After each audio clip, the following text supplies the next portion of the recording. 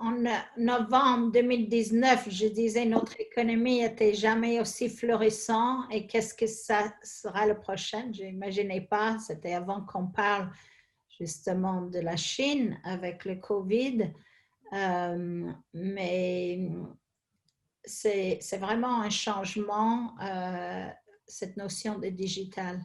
Et aujourd'hui, Après, je pense qu'on est quand même très négatif parce que les journaux, même le gouvernement parlent de génération sacrifiée, etc. Et oui, c'est dur et franchement, c'est dur et c'est super dur quand moi j'ai la chance d'être dans le digital, donc je suis pas touchée économiquement par cette crise, mais on a quand même la chance d'être dans un pays où on est quand même super aidé, où on est super soutenu. Il y a beaucoup moins de faillites en France qu'il peut y en avoir aux États-Unis et proportionnellement, il y en a beaucoup, beaucoup moins.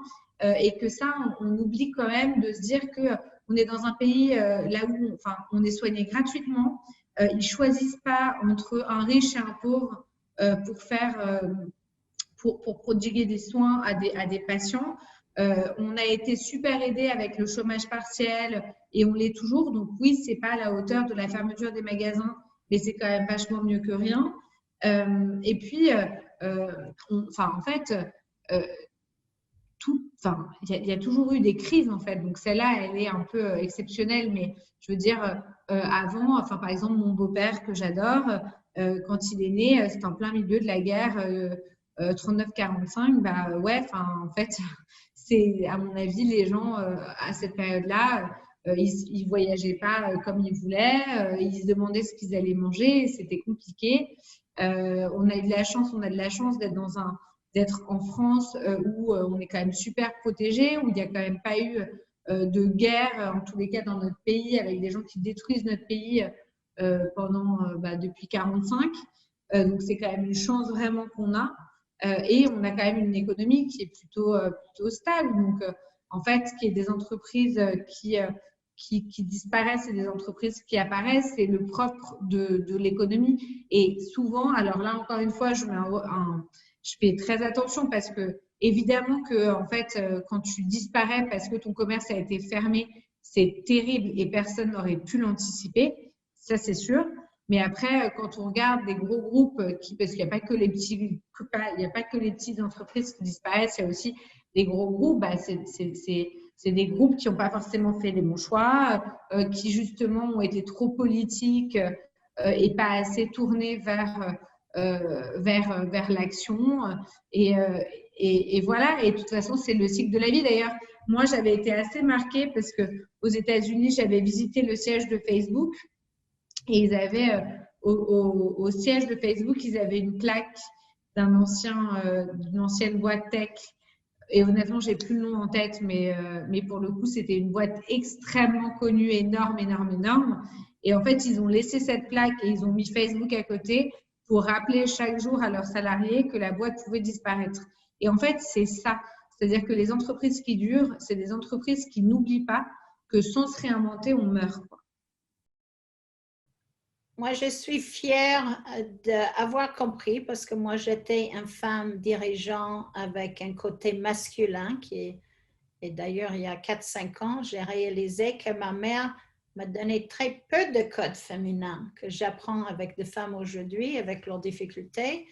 Je pense avec le COVID aujourd'hui, la femme aux États-Unis, on dit qu'elle recule 10 ans en arrière parce que pendant le temps de confinement, elle était obligée de rester et s'occuper de ses enfants, ses parents, le parent de son mari. Donc, il y avait des choses en plus. Et une femme sur 4 a donné sa démission parce qu'il y avait trop de stress pendant ce moment.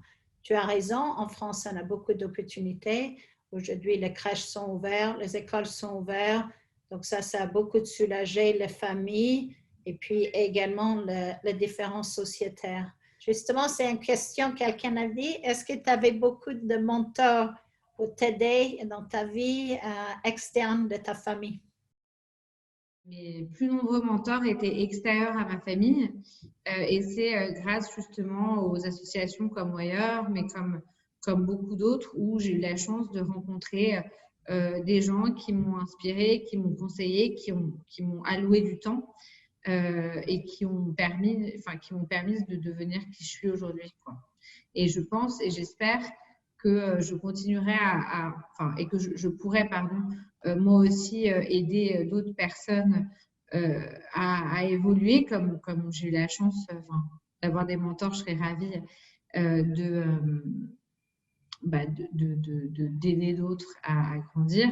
Et j'espère que j'aurai la chance de continuer à faire ces rencontres qui sont hyper enrichissantes sur tous les plans, qu'ils soient professionnels ou personnels. Est-ce que Wishibam intègre des offres solidaires pour donner une visibilité aux artistes et aux artisans? Oui, alors nous, typiquement, parce qu'on est solidaire du commerce physique, on ne touche aucune commission jusqu'à mai 2021.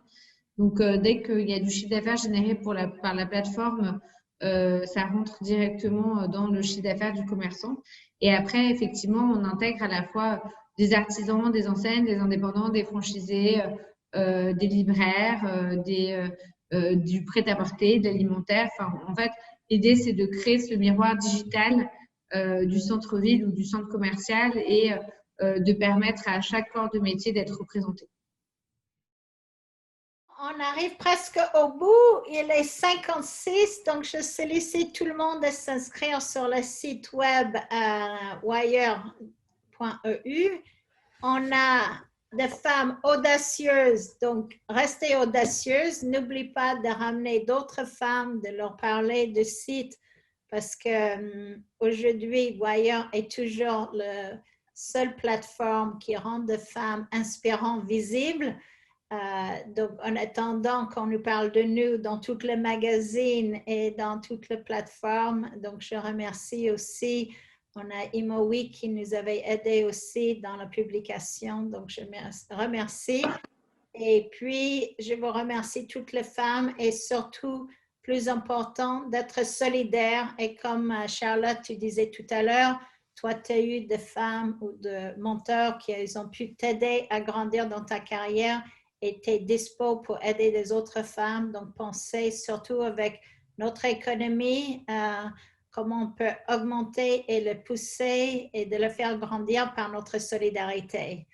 Donc, merci tout le monde. Merci beaucoup.